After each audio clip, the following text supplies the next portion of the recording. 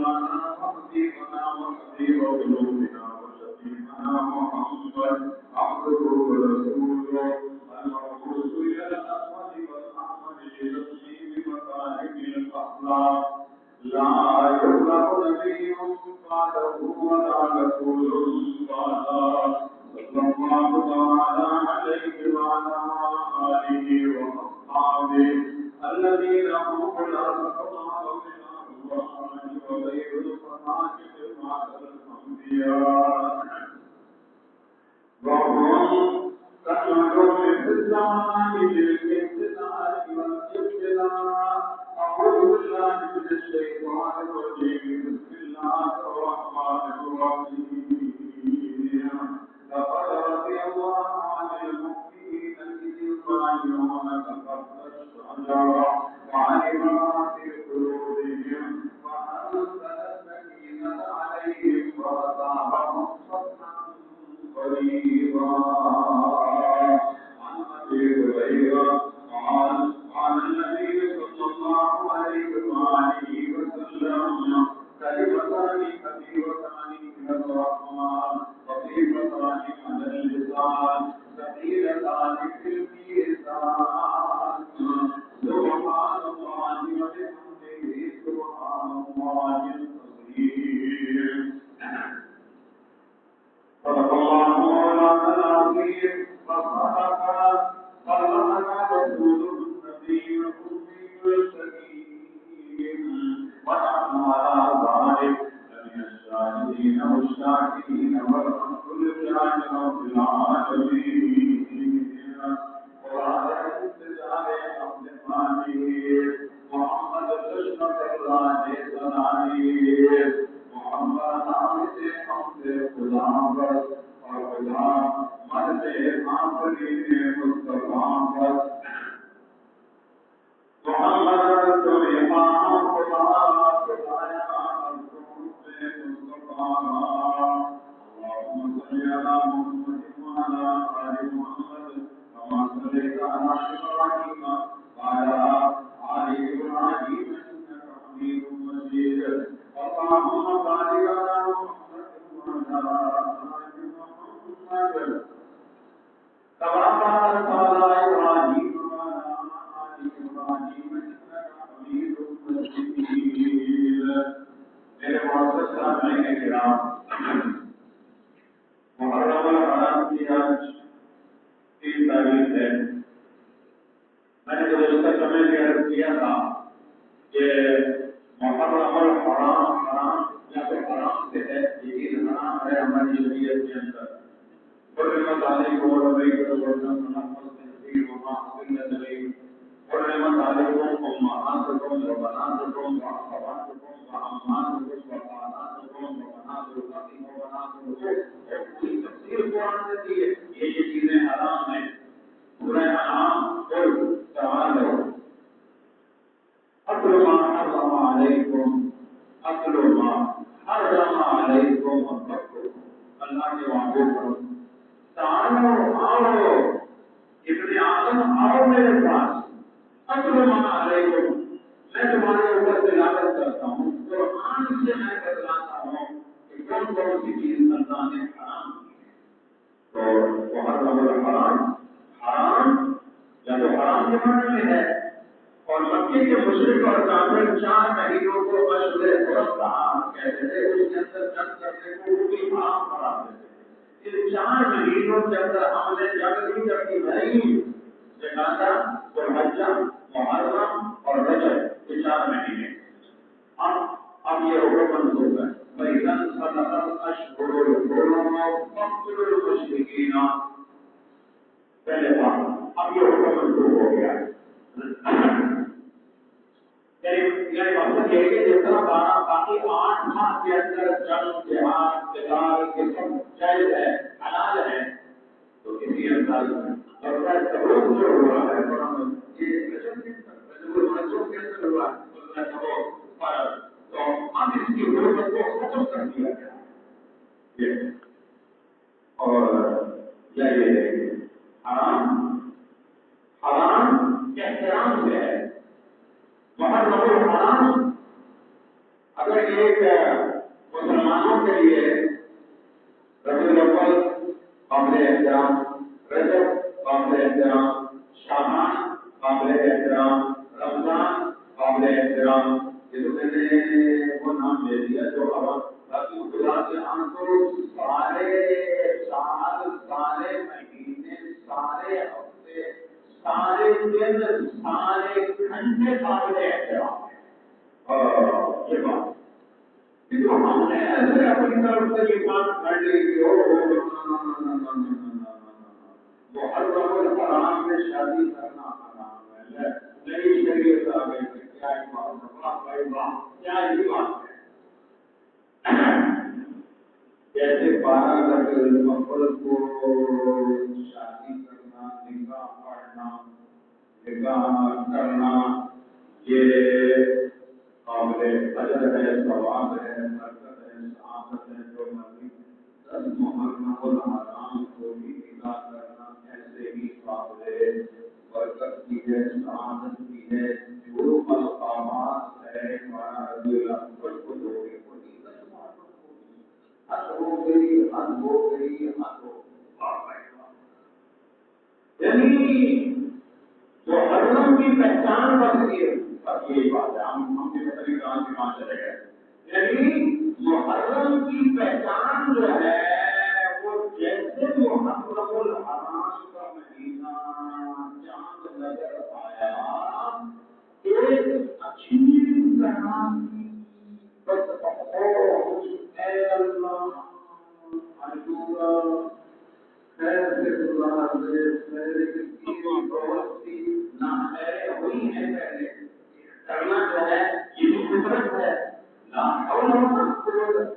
جو مہینہ اللہ کے ہاں قابل احترام ہے، قابل عزت ہے، قابل عظمت ہے، قابل فخر ہے، اور اسلامی سال کے پہلا مہینہ اس کی ابتدا وہاں سے اس کا نام ہی محرم الحرام ہے، یہ احترام والا مہینہ ہے۔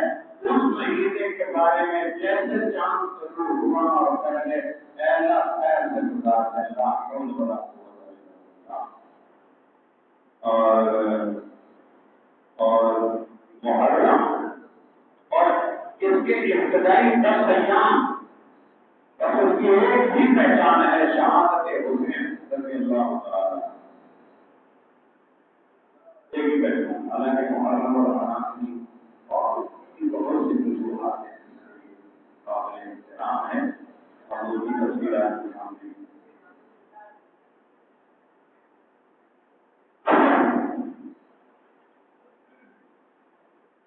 اہل بیت سے محبت کرنے والے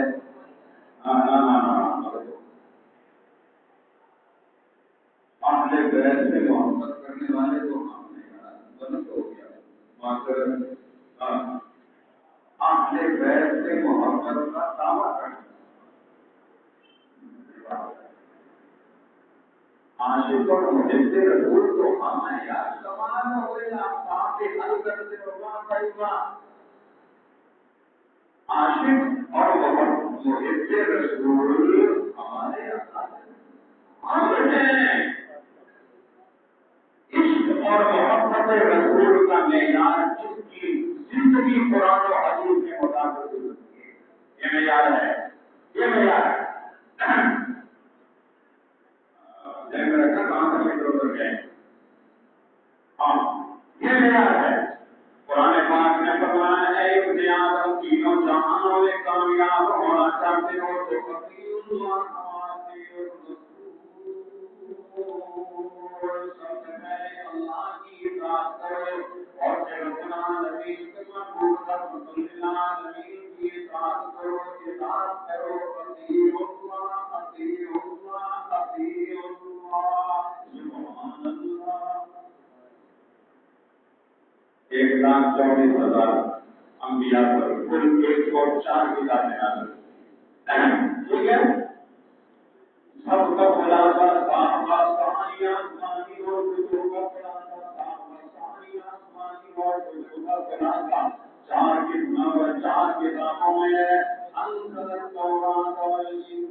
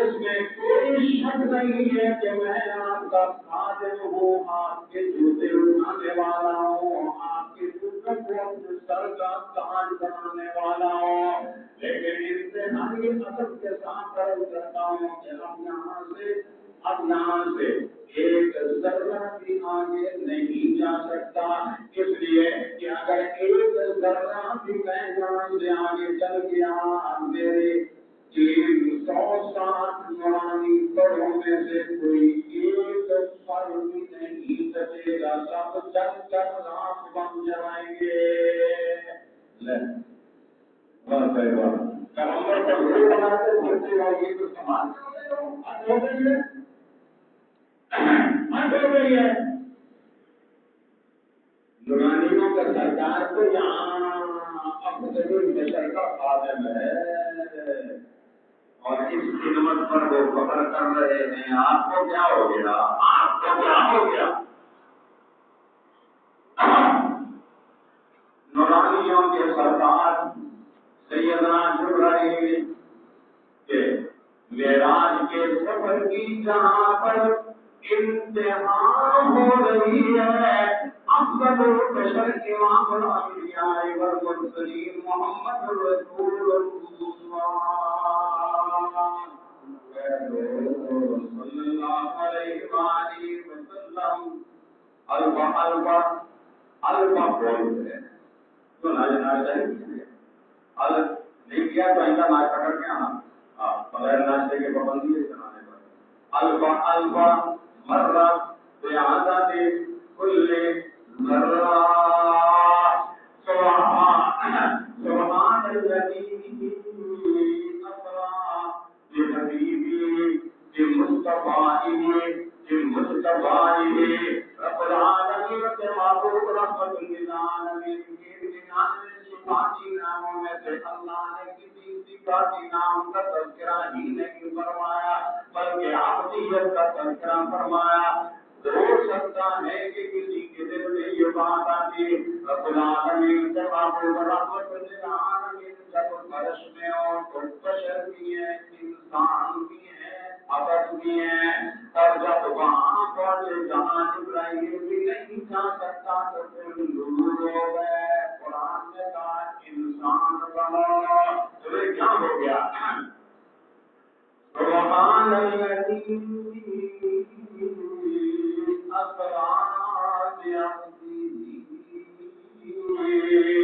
معراج کے سفر سے جانے سے پہلے فرشتوں پر جیسے اللہ کے معبود واقف ہیں تو عرش پہ جا کر بھی عبدیت ہی کی صفت کے ساتھ متصف رہے۔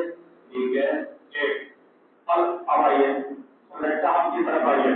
الحمدللہ الذی انزل علی عبدہ الکتاب،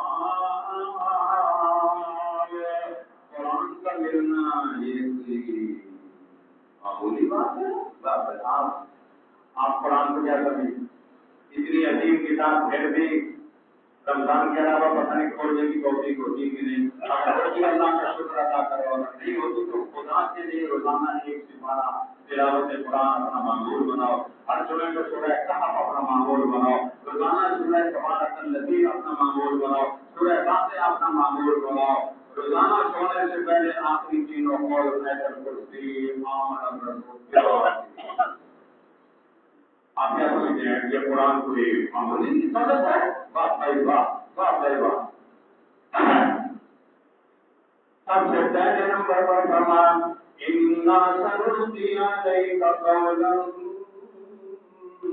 ثَقِيلًا، یہ ثقیل کتاب ہے یا رب العالمین، اس کے صفت کا تھوڑا سا تعارف کرنا، صفت بتنا کیجیے گا کہ کتنا ثقیل ہے۔ فرمایا لو انزلنا هذا القرآن على جبل لرأيته خاشعا متصدعا من خشية الله۔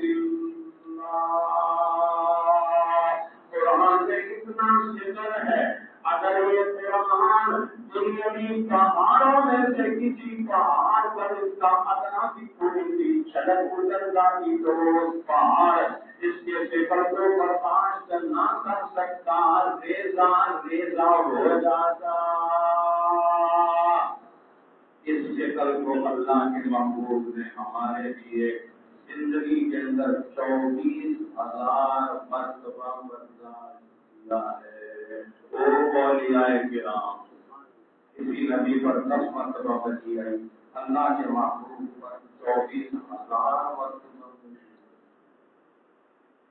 یہ بات ہے، یہ بات ہے۔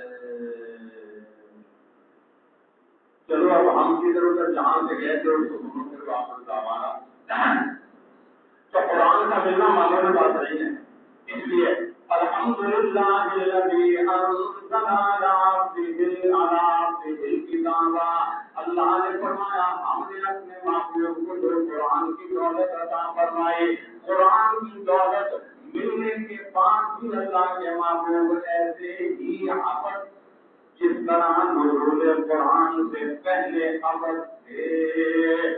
ذکر رحمت ربک عبدہ زکریا،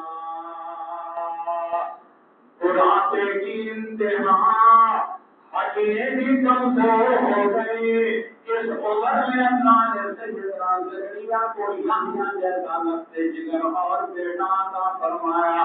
ہو سکتا ہے کہ کوئی جیسا محتاج کوئی ہو گئے، قرآن نے کہا نہ، ذکر رحمت ربک عبدہ زکریا، آخری بات انبیاء میں سے کسی نے بھی یہاں تک کہ اپنے محبوب کو اللہ جب کوئی کمال کوئی خوبی عطا فرماتے ہیں تو اس کے لیے اللہ پاک نبی کے لیے جن سے اپنی عزت کا تذکرہ فرماتے ہیں۔